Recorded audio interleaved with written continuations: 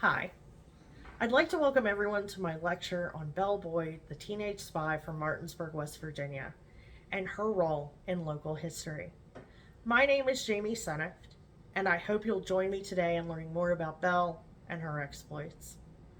Growing up near Martinsburg, West Virginia, there were many tales of local history, but none more captivating to me than that of Belle Boyd. She is an integral part of my local history here in West Virginia, but also a part of women's history as well. Her story was recorded in her own hand and her exploits supported during a time when women were on the mere periphery of history. Belle and stories like hers are important to local history. She exemplifies the strength of her gender at a time when women did not have a voice. Tapping into stories like Belle's is of the utmost importance. Local history is now enjoyed by many who live in communities all over the country and the world. This can be anyone, from those researching a doctoral thesis to someone who's merely interested in learning more about their own family tree. Good local history can be studied individually or in a group. I essentially started by asking a question about Belle Boyd. How did this average teenage girl become a spy for the Confederacy while living in a predominantly pro-Union town? From there, I began building the blocks of my research. Visiting the Belle Boyd house, speaking with curators and volunteers was most helpful. From there, I simply began perusing what the internet had to offer. This was abundant. There was a great deal of information about Belle Boyd, which I could not have even dreamed. Now I'm going to tell you about what I found out about the local history of Martinsburg's girl spy and how she lived to tell the tale. There's more to this story, of course, than I have time for today. This is just an overview. Join me, won't you?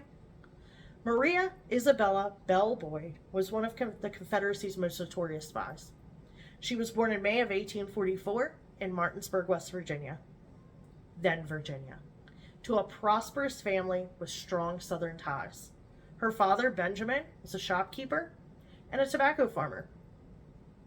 The Boyd family had 8 children, of which Belle was the oldest. Belle seemed to be born a rebel. She was constantly questioning the authority of those who were older and wiser. She constantly pushed the boundaries of authority. At the age of 10, Belle defied social status and the law by teaching Eliza Corsi, one of her family's slaves, to read and write. You see, Belle and Eliza grew up together, and they were very good friends. And Belle just wanted Eliza to enjoy some of the rights denied to her because of her color. She later states in her memoir that slavery, like all other imperfect forms of society, will have its day. But the time for its final extinction in the Confederate States of America has not yet arrived. At age 11, Belle is reputed to being denied attendance at one of her parents' parties because of her age. Well, Belle rode the family horse right into the middle of the party, and she stated, "My horse is old enough, isn't he?" During the Civil War, her father was a soldier in the Stonewall Brigade, led by General Thomas Stonewall Jackson. Even though Martinsburg was in Virginia at the time, and by all accounts, a southern state, it was predominantly pro-Union. This was partly because it was a border state. Nobody really knew who was who, who was from where. Another reason is because the railroad ran right through the middle of Martinsburg, and Belle's house was a stone's throw from the railroad. And the railroad employed a lot of German and Irish immigrants who were predominantly pro-Union.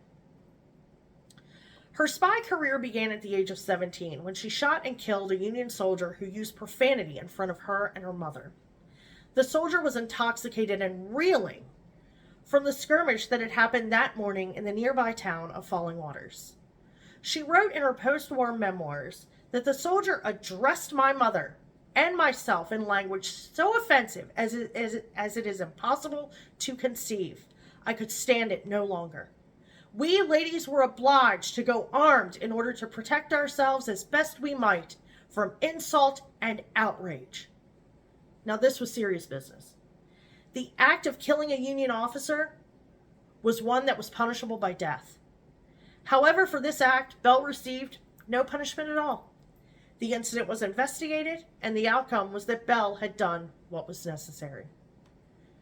She was hated by the Union, who said she was perfectly beautiful in her attire of Confederate belt and headband, and the only thing missing was a noose around her neck. She was dubbed the Joan of Arc of the Confederacy, the Siren of the Shenandoah, Belle Rebelle, and Amazon of Secessia. Belle ramped up her support for the South by becoming a messenger for Confederate Generals P.G.T. Beauregard and Thomas Stonewall Jackson.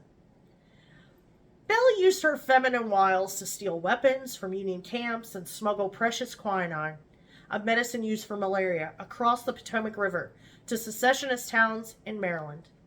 This teenager, who had no special abilities other than charm, was able to listen through a peephole while visiting relatives in Front Royal, Virginia, to the Council of War.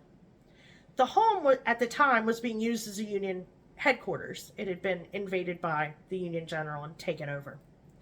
She then rode 15 miles upon learning the information she needed to the headquarters of Stonewall Jackson to let him know that Union General Nathaniel Banks had ordered troops to march. She returned several weeks later to inform Jackson of the Union troops' positions, thus affording Jackson the ability to take the town of Front Royal. She was fired upon by Union troops, but was able to deliver her information unscathed. Jackson acknowledged her contributions in a personal letter. She worked at both seducing Confederate and Union officers and was considered the lowest form of camp follower around. She was not a beautiful woman, but Belle had a confidence that made her look secondary to her charm. She also had no qualms at all about dressing up and impersonating Confederate soldiers to further garner information from Union officers. Now, Belle was arrested 6 or 7 times, but she was only incarcerated twice. She was not a model prisoner. She would wave a Confederate flag out of her cell window. She would sing Dixie and communicated with supporters on the street by sewing messages into a rubber ball and throwing it out the window. Her supporters would read the messages and relay information to the Confederacy on her behalf. The supporters would shoot the rubber ball through the window with bows and arrows when they wanted more information. The best weapon that Belle had in her exploits was her ability to flirt with Union officers. She helped a rebel commander escape a naval vessel by flirting with Union officer Samuel Harding, who ironically she later married. Harding was dismissed from his naval duties for dereliction of duty by the Union Navy. The two were married and they fled to Canada. Samuel returned to America and he was arrested on charges of espionage for the Confederacy. Belle had begun writing her memoirs at this point, and she was determined to secure her husband's release from prison. She wrote a letter to President Abraham Lincoln. And her letter reads as follows: Honorable Abraham Lincoln, President of the United States, I have heard from good authority, if I suppress the book I now have ready for publication, you may be induced to consider leniency in the case of my husband, S. Wild Harding, now prisoner at Fort Delaware. I think it would be well for you and me to come to some definite understanding. My book was not originally intended to be more than a personal narrative, but since my husband's unjust arrest, I had intended on making it political, and had introduced many atrocious circumstances respecting your government, with which I am so well acquainted, with which I would open the eyes of Europe of many things of which the world this side of the water little dreams. If you will release my husband and set him free, so that he may join me here in England at the beginning of March, I pledge you my word that my book shall be suppressed. Should my husband not be with me by the 25th of March, I shall at once place my book in the hands of a publisher. Trusting an immediate reply, I am, sir, your obedient servant, Belle Boyd Harding. She returned to America in 1866 as a wife and a mother. She wrote her memoirs and lectured on her experiences and continued a stage career. She called herself the Cleopatra of secession, and her show was billed as The Perils of a Spy.